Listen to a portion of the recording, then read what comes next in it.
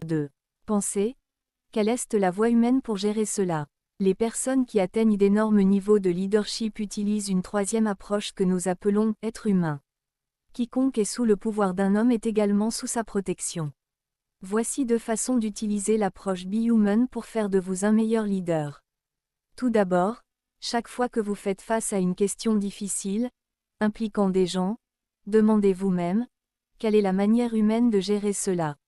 Réfléchissez à cette question lorsqu'il y a un désaccord entre vos subordonnés ou lorsqu'un employé crée un problème. Rappelez-vous la formule de Bob W pour aider les autres à corriger leurs erreurs. Évitez le sarcasme. Évitez d'être cynique. Évitez de faire tomber les gens sur une cheville ou deux. Évitez de mettre les autres à leur place. Demandez. Quelle est la manière humaine de traiter avec les gens? Ça paye toujours. Parfois plus tôt. Parfois plus tard. Mais ça paye toujours.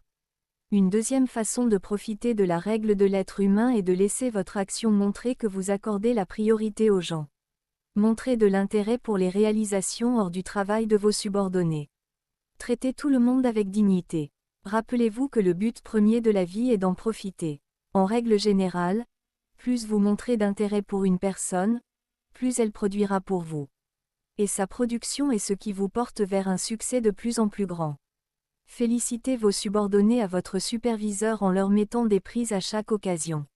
C'est une vieille coutume américaine d'admirer le type qui est du côté du petit homme. Vos subordonnés apprécieront vos prises et leur fidélité grandira.